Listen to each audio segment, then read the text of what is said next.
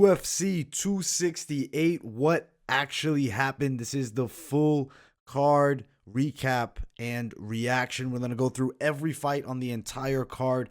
Smash that like button, guys. We need at least 50 likes. Much love to everybody tuning into the show.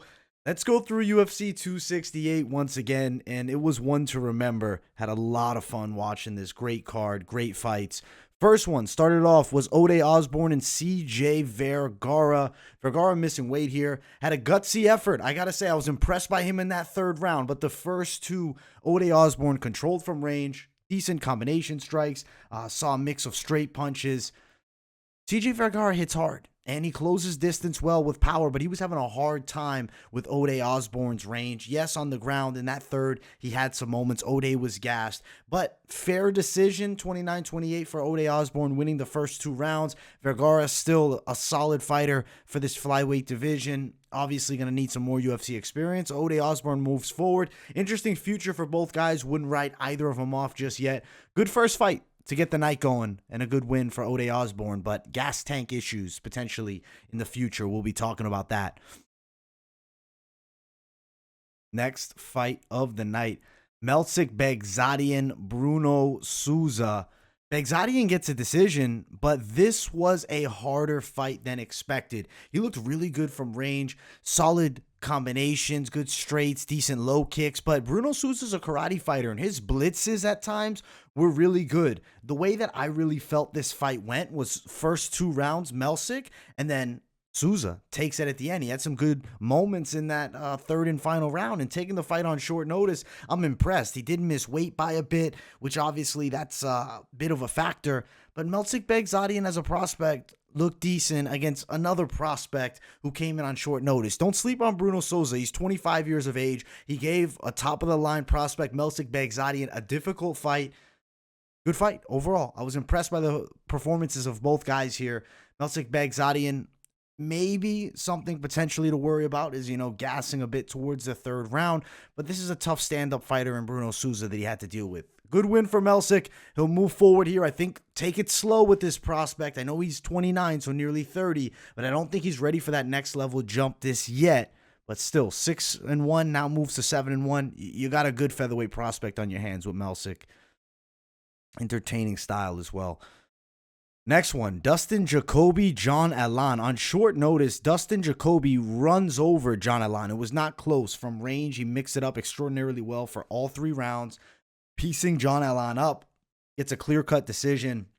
The gas tank of Jacoby was there.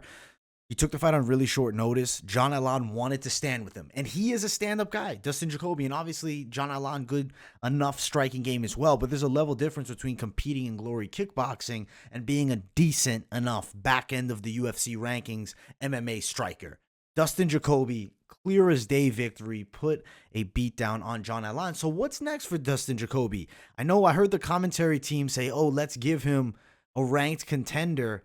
But do I really see him ready for that top 15? I have the rankings in front of me. Let me see if somebody from the top 15 stands out, because I have something different in mind that definitely is not like a huge jump in the rankings, but it's an interesting fight. He has a draw with Cutelaba, who's 15. I don't see them giving him Jamal Hill, Jim Crute, or Ryan Spann, really. I don't know. I just think those are really unlikely fights. Maybe Johnny Walker somehow is like a potential Walker opportunity for a tune-up, Jacoby chance to break into the rankings. But Khalil Roundtree is an interesting matchup. Both high-level strikers. I think Jacoby's better. I think he could win by knockout. I know Khalil Roundtree is not, towards the top of the weight class, but I just feel like that would be an entertaining fight. Definitely unlikely here, but Dustin Jacoby just fought Gian Allan, who's farther back, in my opinion, than Khalil Roundtree would be. Good win for Jacoby, clear-cut win. Wasn't competitive, and a great striking display as expected and on short notice. So extra points for him there. The next one, Chris Barnett and Gian Villante. Spinning wheel kick for Chris Barnett. Drops Gian, and then he finishes it up with some ground and pound. First round was competitive, not great moments for either guy. Decent shots being thrown on both ends, but not really clean shots on either side. Not a ton landing. I feel like Chris Barnett is that guy who's fun to watch.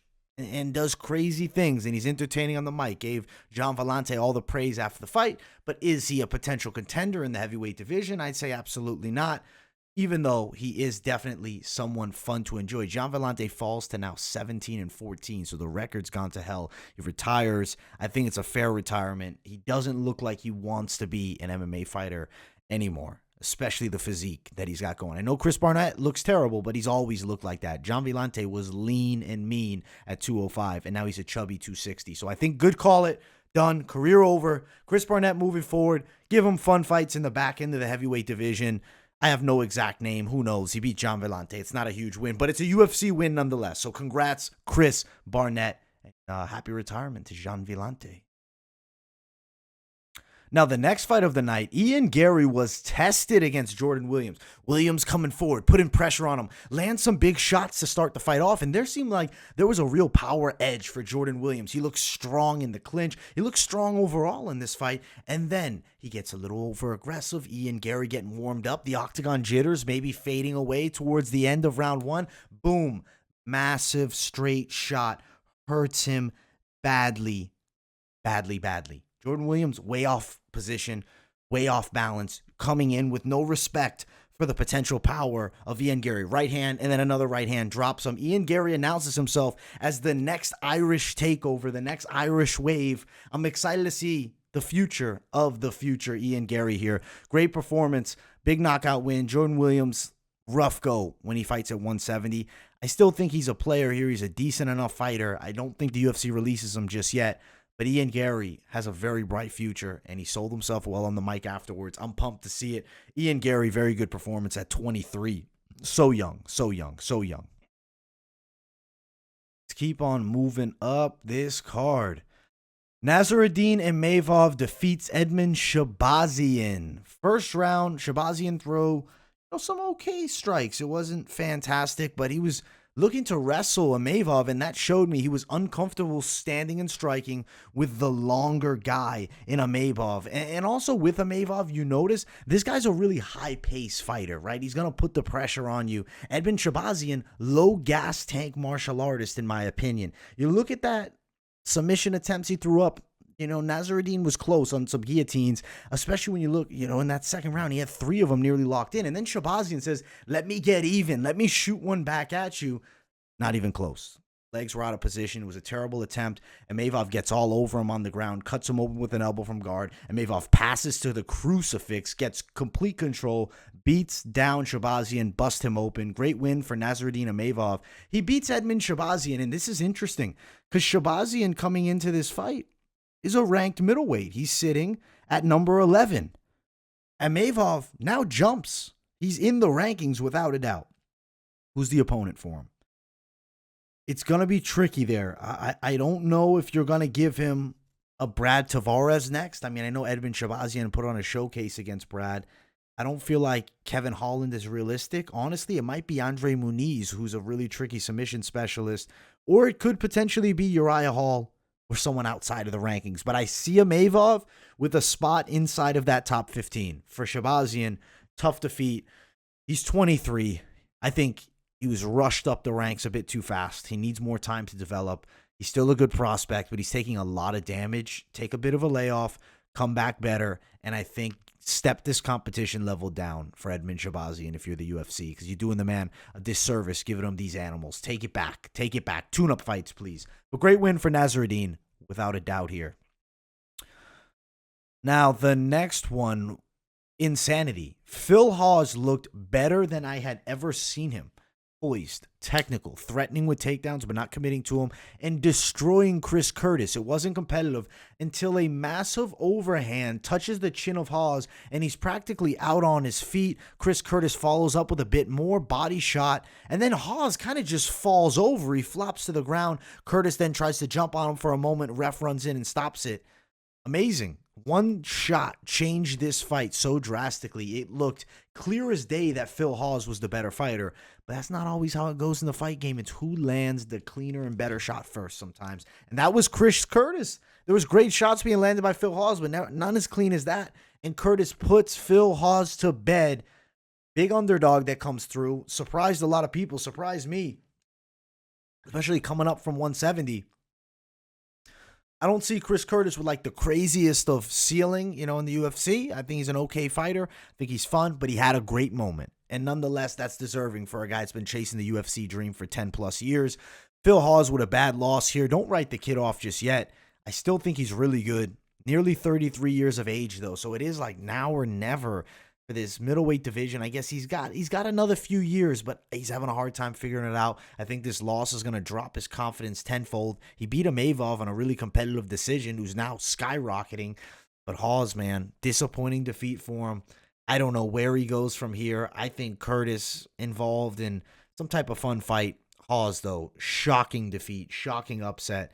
I don't have an opponent. I don't know. I have no idea what the UFC is going to do because a prospect they were building up and hoping, again, comes crashing down. And we've seen it before. Ultimate Fighter, tryout. I believe World Series of Fighting. And then also Contender Series shot. And now loses once again. I mean, obviously, professionally, it's 3 losses before overall, including that exhibition bout. So I don't know where Hawes goes. It's tricky, but I still think he's got a skill set that can really improve and continue to threaten a lot of fighters in the UFC. Title shot, I don't know about that. Bobby Green destroys Iaquinta. It's not a competitive fight in the slightest here. I'll be honest, my mind was, I'm not going to say completely blown, but I was in shock at the way he manhandled Iaquinta striking. Like, it wasn't close. Iaquinta looked like shite out there. Bobby Green pieced him up from range with combinations, straight punches for the majority. Iaquinta trying to close distance. He's way too square. That's kind of a problem with Iaquinta's. I feel like his chin is up. His body's always square when he comes inside, but he's known for that toughness, right? I mean, that's kind of the Iaquinta thing, is he's a tough SOB that comes to bang. Bobby Green drops him, follows up, done, fight over, wasn't close. I was super impressed by Bobby Green. I mean, landing as good of straight punches as you can in a fight. 1-2, money. That second one was money. That 2 was absolute money. Drops Al, done. Little bit of follow-up. It was over. Bobby Green moving forward. Some fun fights left for him. 35, selling himself. Entertaining. No idea who they're going to give him. They can go all different directions. He was on a 2-fight losing streak prior to this. But great win for Bobby Green, taking out raging Al Iaquinta. And I think Al's time as a fighter about done. I think he's got to go back to the real estate thing. He's bad. He's juggling 2 careers. He hasn't fought in 2 years. And then you're coming against Bobby Green, who fights all the time. It's unrealistic to think you have a shot. And he didn't. He got destroyed. Bobby Green, great win. Now the next one, Alex Pereira, Andreas Michailidis, the featured prelim. He's real. Pereira's real. Striking, he is real. But Michailidis showed you can get this guy down. You can threaten him a bit.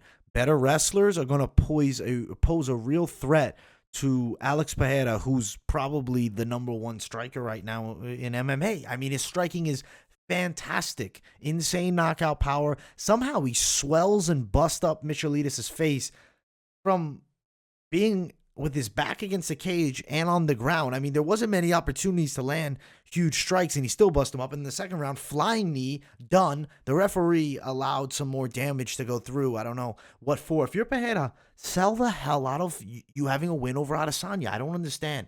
Market yourself. Say, I want Israel. Give me that shot. I want to show that I can beat him in MMA. Obviously, he's not going to get it just yet. But, like, let's start selling it, man. I know he said something. I didn't like that. He's not marketing himself. People, they like the heels. The UFC likes the personality. Sell it. You don't have to have any ill will towards your ex-foe, Israel. But sell it. You beat him in kickboxing. Sell it that you're going to beat him in MMA, too. Don't just say, oh, I'm just chasing the title. Then no one gives a shit. Make them care. Pereira, great win. I care. I'm super intrigued by him, but I wish he would brand himself a little bit more and talk about Adesanya. Get his name in your mouth, and then next thing you know it, that fight emerges a lot faster. There's maybe a clear-cut path. It could be on the fast track. Even if he's not ready for it, still would be a super interesting fight. Great performance by Pereira. Super excited for his future. The wrestlers will threaten him. Main card, if you haven't, smash the hell out of that like button. Subscribe, turn those post notifications on. Let's talk about our main card opener, which is really our featured bout of the night. Justin Gaethje, Iron Michael Chandler. Round one, Michael Chandler looks good. He lands some really big strikes. I was impressed by his forward pressure and honestly his confidence to slug with Gaethje. Gaethje was looking sloppy in that first round. Second round, Gaethje comes out and he's looking a little more like that Tony Ferguson Gaethje just a bit. Chopping the low kicks, beating the shit out of the legs of Michael Chandler and literally limited the movement of Chandler significantly in this fight. Now, the uppercut lands. Somehow, some way, we have survival. That's the craziest thing is that uppercut destroyed Michael Chandler. And somehow he survives. Tough man. Obviously, then Gaethje dominated the rest of the fight. And even in the third round, Chandler, he was trying to sell it a bit. He's moving back and forth. Yeah. Because he didn't want to scrap. He didn't want to go out. He wanted to go the full three with Justin Gaethje. Because if it kept going, if he kept brawling, he was going out. He was getting cracked by huge shots. His leg was finished. Gaethje, clearly the better man of the two. Chandler, a great first-round fighter. For some reason, as it goes later, the gas tank's in question. He's jacked as fuck. He's got a bit of that HGH gut. I'm not saying anything, but he's got a bit of that gut. That's it. If you know what HGH gut is, you know Michael Chandler has it. It's there. At least it looks like it. I don't know what the Sazul looks like on him, but hey, whatever. He might be on the sauce, might not. Doesn't matter. That's regardless. That's irregardless here. Justin Gaethje won the fight. Pieced him up. Great performance. Where does Gaethje go now? Title. Guaranteed. Title. Not Makhachev for the title. Gaethje. Makhachev's one away. He's close. He's damn close, but he ain't ready for it yet. Now, what do you do with Michael Chandler? He's in kind of one of those shitty positions, right? Because layoff is needed. I think take a year off. This man's taken 2 back-to-back damaging fights. I mean, he took big shots in both. If you tell me I have to give him somebody, give him Tony Ferguson. Maybe give him Rafael Dos Anjos.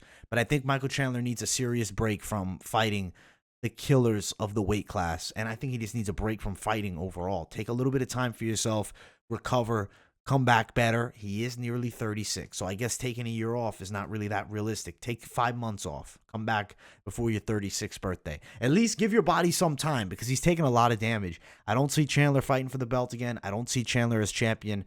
But he's a guy that's damn close to it, and he's super entertaining to watch. And I mean, who knows? Justin Gaethje lost 2 big fights back-to-back, and then he turned his whole career around. So maybe Michael Chandler will do the same in the UFC, because both of them started 1-2 in the UFC. So interesting to note. We'll see what happens. Great for Gaethje. I see him threatening both Poirier and Oliveira. Those are super interesting fights. I don't know who would get them. I want to see it. Great win for Justin Gaethje. Title shot is definitely next. Keep on moving up.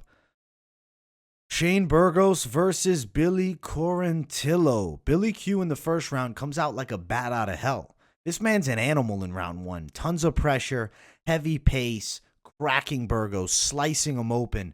Round 2, Burgos gets his rhythm going. Touches up Billy Q a bit. I believe he hurt Billy Q in that second round as well. And it was an impressive performance. It was a back and forth war. Both guys going at it, landing big shots. That third round was fantastic too.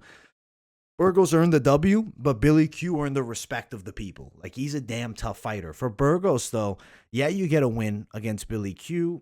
Closer than it probably should have been for him. Where do you put Burgos? Because I don't think he matches up extraordinarily well against a lot of the top guys. If I have to give him anybody, it's going to be Alex Bruce Leroy Caceres. Give him Bruce Leroy. That's next for Burgos. He's ranked 15, Burgos 14. Let's do that fight. For Billy Q, somebody outside of the rankings for sure, but expect good fights with Billy Q. The high-action guy, he's a solid prospect, but unfortunately gets stopped right at that fight at the pinnacle for him, which would be breaking into the rankings. But that is the fight game. There's no easy gifts. There's no love. It's warfare. And unfortunately, Billy Q stopped before getting to the top. He is a Tampa guy, so I did show some love to him as a fan. Unfortunately, I didn't pick him to win. I had Burgos, and at the end of the day, it came through with Burgos winning the fight. But still got to shout out Billy Q for showing a lot of striking improvement, man. Training with Antonio Tarver in boxing, who runs a gym around the Tampa area. Obviously, that's going to be a quality attribute to your game, is developing boxing with a champion boxer. Does he have the ability to ever break into the rankings? I'll say it's less likely, but I don't think he gives up on it yet. For Burgos, I don't see him breaking into the top 10. I don't see him fighting for a belt. I see him struggling with the better guys, but always action with Burgos. Super entertaining. Great second fight on the main card. Now, the featured bout of the night, I guess officially the featured, but realistically not the people's featured bout of the night. Marlon Vera beats Frankie Edgar. You know, Edgar won the first round with wrestling, but on the feet it was survival from the start. He's running from Marlon Vera. He didn't look comfortable at all standing up. The second round, Vera gets going, lands some strikes. Frankie's having a hard time getting takedowns. He's running from him, laterally at least, but he's running away. Marlon Vera had a clear striking edge, picking him apart slowly. Third and final round. Frankie can't wrestle him. He's just trying to survive. Vera's winning.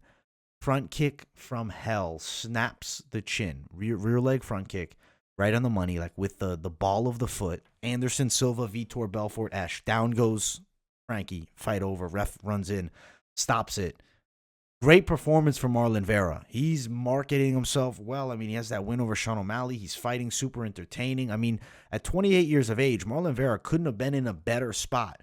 Look at his losses. Controversial one to Yadong Song and a close one to Jose Aldo, one of the GOATs.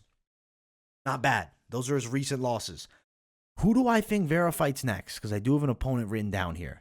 And it's going to be unfortunate if the wrestling game of Merab gets through him, because I do like Marlon Vera. I like Merab too, but I'm more of a Vera fan stylistically. But I think Merab Divashvili, I think that would be the fight. High pressure Merab versus Marlon Cheeto Vera. I feel like that's the one to go for. If you're not going to go for that, maybe you do Pedro Munoz, Dominic Cruz winner against Marlon Vera. That could be interesting. For Frankie Edgar, you know, I hate to say it, but I think you hang up the gloves, man. You're 40 years old. You're fighting in a weight class that requires insane amounts of speed. You obviously can still mix it up with top guys. He doesn't have the power to stun the better strikers. Doesn't have the wrestling to keep all these fast guys down. Frankie Edgar's 40 now. I think it's time to call it a career. He's a legend of the sport, former champion. I watched him fight for that belt and get it against BJ Penn, beating him twice, losing it then to Benson Henderson in back-to-back fights. But Frankie Edgar's an OG legend, has been involved in some wars, the Gray Maynard trilogy, last two being fantastic. Now might be time. Marlon Vera for the win. Great performance by him.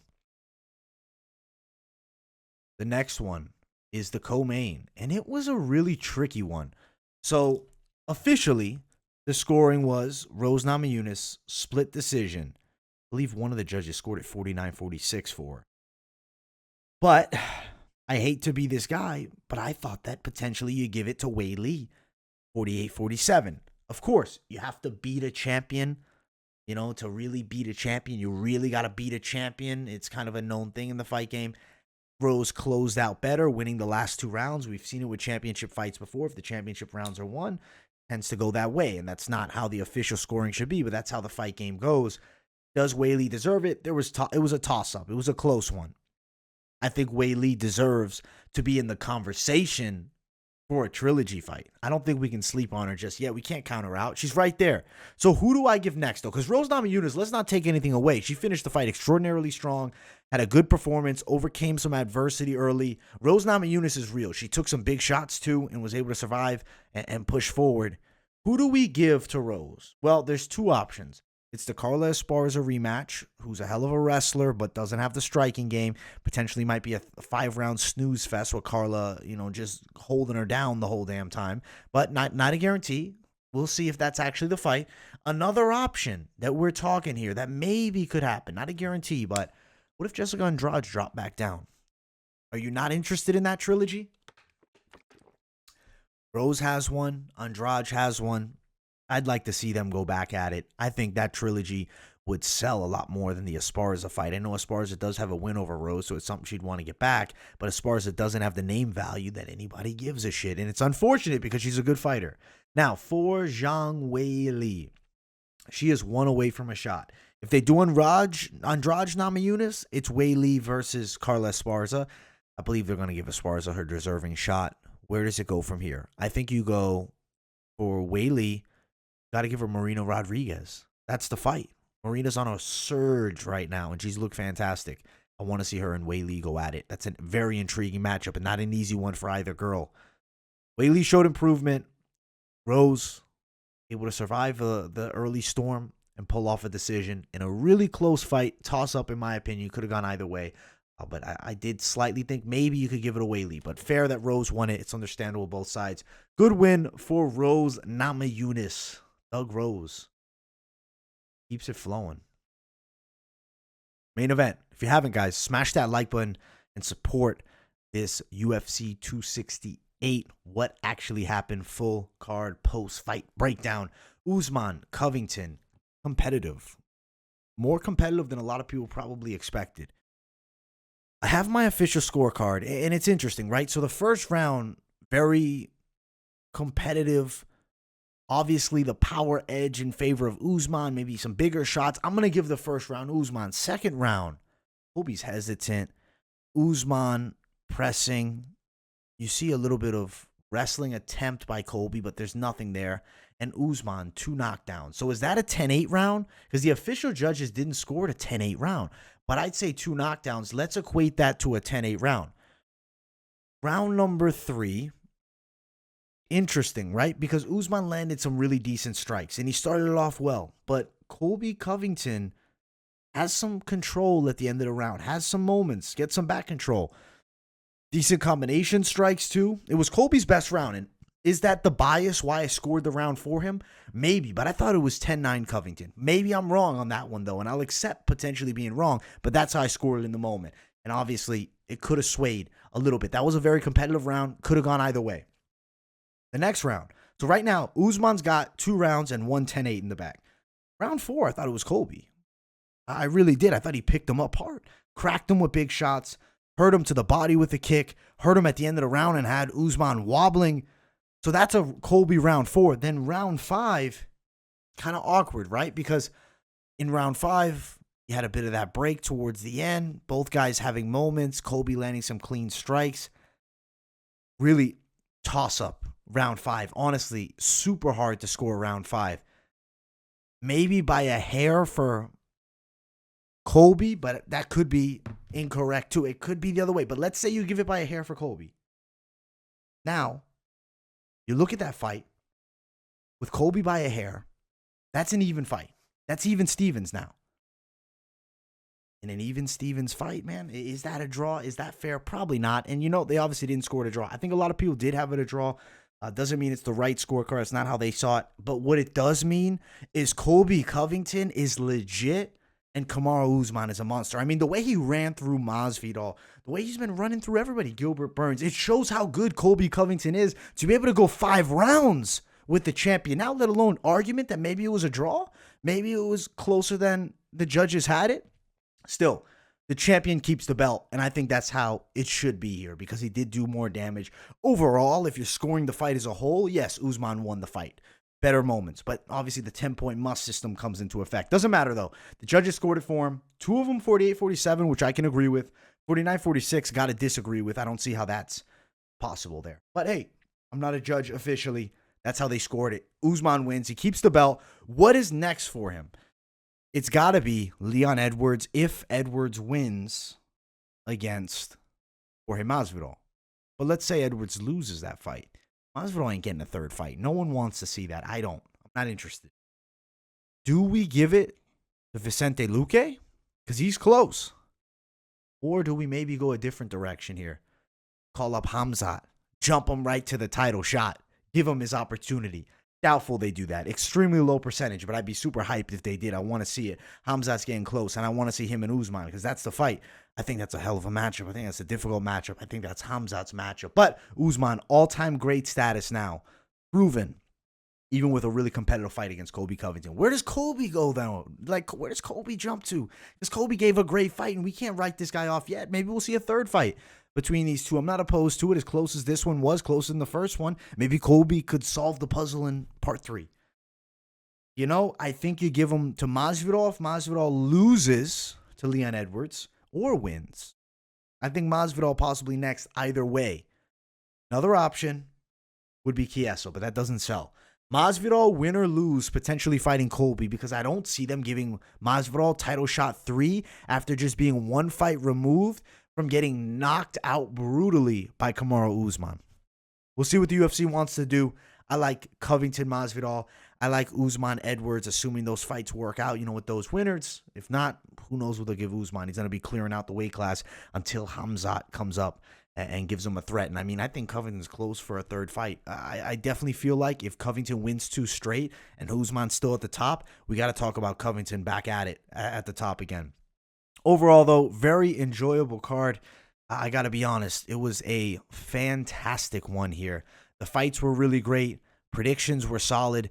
Only 3 wrong on the card, so pretty satisfied with that. And one of them was the craziest upset knockout, which was Hawes and Chris Curtis. Overall, lots of fun all week long breaking this card down. Lots of fun to watch it live and then talk about it with you guys. Let me know what you think. Do you agree with my decisions for the main and co-main event? What'd you guys think of the fights? If I had to tell you, fight of the night, it's got to be Gaethje versus Chandler. Knockout of the night, Marlon Chito Vera. And if I have to give another performance of the night, I guess we're going to have to give it real quick. Maybe just give it to Alex Pereira. That's the other one. But there's so many great knockouts. Give everybody some money. Chris Curtis deserves it. Bobby Green deserves it. Imavov had a great performance, but maybe doesn't deserve the cash. The wheel kick. How many great knockouts were there on this card? There's so many ways you could give performance bonuses. I think everybody deserves a little something special because all these guys delivered that got the knockouts. Great fights. Fantastic card. Much love to everybody tuning in. Smash that like button. Subscribe if you guys are new. Turn those post notifications on. Don't forget any videos. Don't miss a thing. Keep it locked in. MMA Experts got UFC full card predictions coming out Sunday, which is today now, depending where you're watching, November 7th, on the USA dating and time. And they'll probably be out around 8 to 10 p.m. So definitely keep it locked in here. Subscribe, turn the post notifications on, and smash the like button here. Much love to everybody, and I will see you all in the next video. Peace, guys.